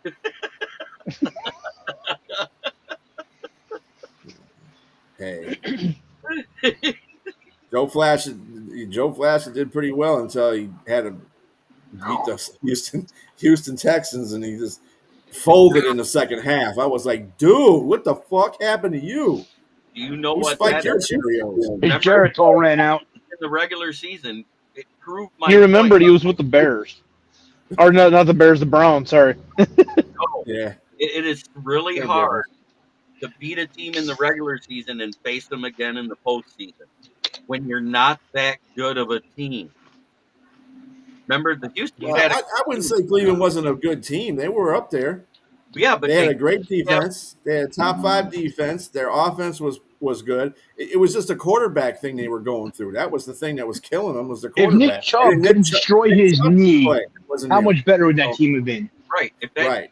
If he didn't destroy his knee, that team probably would have won the division and been the number 1 seed. Because Well, he wasn't the one that destroyed his knee, but whatever. I'm just saying, if Chubb didn't destroy his knee in that game, Yeah. that we did the second game of the season, with the Right. way he ran the first game and up until that point, do you remember he was averaging like 8 yards a carry against the Steelers when that Dude was a injury beast. happened? Yeah. Dude was a beast. I always liked Nick Chubb. I hope he comes back and is fully healthy and can start right back where he was, but I don't expect it.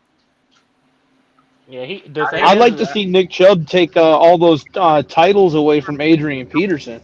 You know what's crazy? Nick Chubb's not even 27 yet. Doesn't it feel like he's been in the league a long time? Yeah, it does. He has been. He's been in the league like 6 years.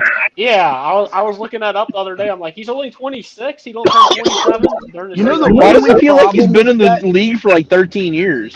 The only problem with Chubb with that knee injury, that's the second time the same thing has happened to that knee. Same exact thing. Yeah, they're saying that like in the off-season workouts, he looks like he's back to fully healthy though. Yeah, they're running let's it hope full so. speed in the Pajama Warrior OTAs. Come on now. We all know that when you get the pads on, that mentality after people get hurt changes and they don't run the same. We'll just say this though, That may be Nick true. Chubb's really not known for his speed anyway. He's more of that A power perfect running back. example of that is Cam Newton, though. After he got that bad injury, he never played the same. Not one. Yeah. Well, yeah, it was his back though. Yeah, but Cam Newton also, I'll give it to him. He got in a truck wreck. A truck ran him over, and then like 2 days later, he goes out and throws for 350 yards. Who else is doing that? Jamarcus Russell. Whoever's getting hit by a truck. I guess. I don't know. Man got hit by a truck, and like 3 days later was thrown for 350 yards. That's insane. It was insane. But that's proof that he was one of the last ones to be pumped up with cortisone. Yeah. Well, if he could recover a fumble, he'd be all right. Right. 3 fumbles in that game. 3 of them. And he just sort of looked at the ball. He was right next to you. He was looking at it. Hey, old man. Hey, can you go get that ball? JB, Get my ball. I got to call. He looked at that ball. I got to be up at 2 a.m. Yep. Hey, thank you, Von Doom. It was great to have you on. It was great to have your humor with us. You have a good night, sir. You too. Have a good one, fellas. See ya. Yep, bye. There's nothing better than the talking football in the wee hours of the night after you've been up all day. Thank God there was rain. That's all I got to say. Yeah, you guys got to check out Hard Knocks. I watched the first episode. It was pretty good. They showed how like they showed how like the Giants look into their off season. They started back in like January, I guess, is when they first start recording. So they kind of knew for a while that they were going to be on Hard Knocks. But they kind of started like with their off season they were started with like the running back market on how they were going to move on from Saquon Barkley, and they were talking about Brian Burns. They wound up getting him, and it showed that they hired the defensive coordinator from the Titans. And he kind of told them the list of players that were free agents in the open market or the guys that were trade candidates that he wanted the Giants to target for his specific defense. And Brian Burns was like his number one target, and they wound up trading for him.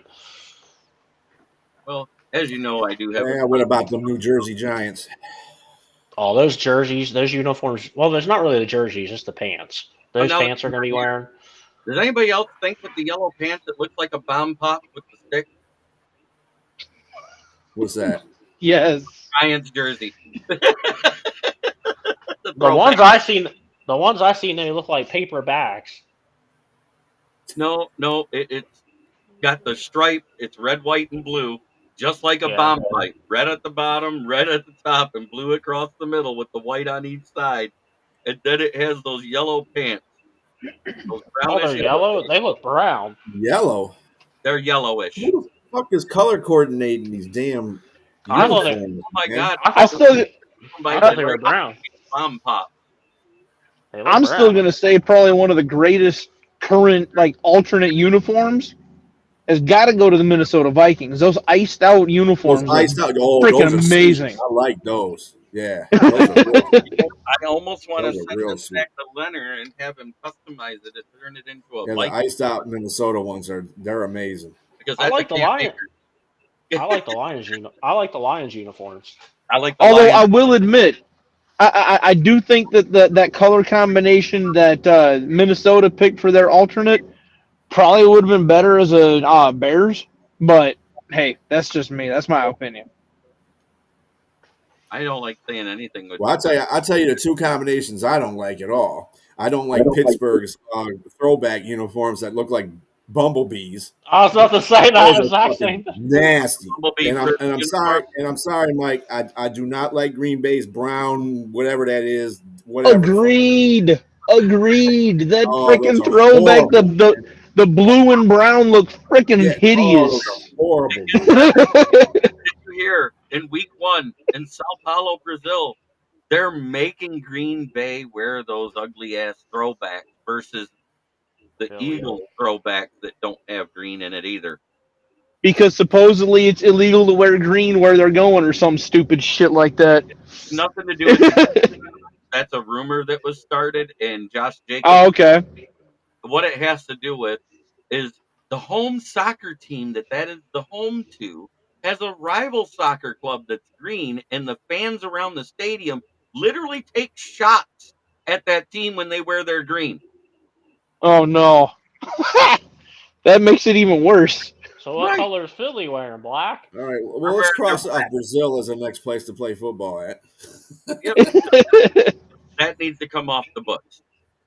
This Then will you be go to Mexico City or something. At least, okay. it's hard to kidnap people when you got like 85, 100,000 people in the stadium, There's only 4 or 5 teams that even have green in their jerseys. Let's see: Yeah. the Jets, the Green Bay Packers, the Eagles. Philadelphia. I said the Eagles, Yeah. Yeah.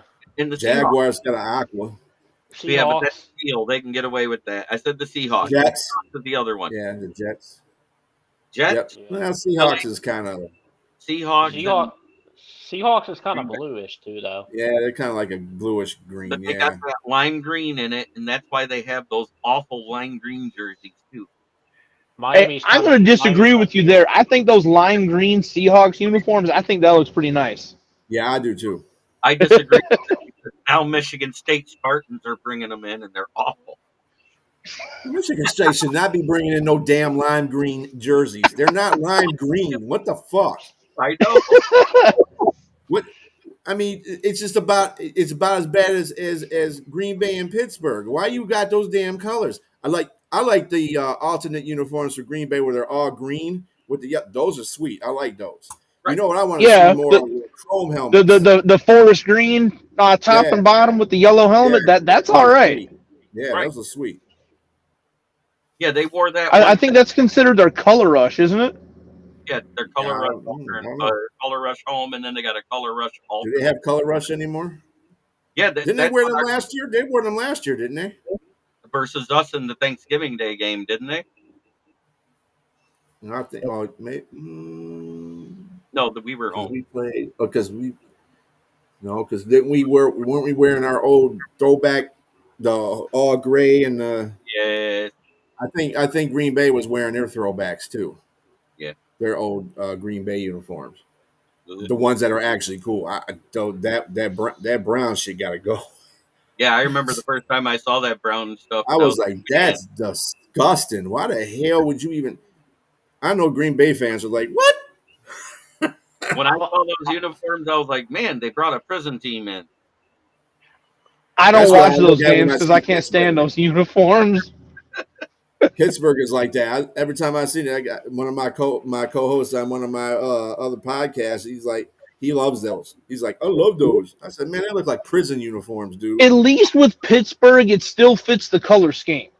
Yeah, that's the only good. Color scheme for Pennsylvania, correctional facility. You know who has a good throwback uniform is the Broncos. It's time to give homage to my last sponsor. I mean, their throwback uniform is with the big D. Yeah, I like that old helmet. I like that. Yeah. Yeah. The John Elway.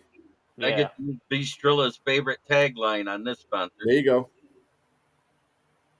It's Brandon Service right here in sunny Flint, Michigan. Flint, where the tires are good, but the water's shit. Right at the corner of Grand Traverse and West Atherton Road, 602 West Atherton Road. If you need a quote for new tires, please call 810-233-8230. Ask for George Red or myself. If you need used tires, they start at $40. That price is installed, tax included out the door, starting from 13-inch tires all the way up to 20s, depending on size and condition of the tire. If you mention this ad and you need a set, you will get $10 off. Sweet. It's not worth my drive over to Flint. Sorry. No, but I hope that they got a tire place there where you're at. Ian's based podcast state, and I'm in Michigan, and I live in Burton and work for that place. Yes, That's why I got him as a sponsor, because a lot of my people are around here. That's all right. They don't accept Packers fans anyway. Yeah, we usually leave their lug nuts loose. Yeah, you just like playing with our nuts. That was a good one. I gotta admit that one. That was a good one. Good one, Mike. For you. What if first half Jordan Love is the norm without Aaron Jones there?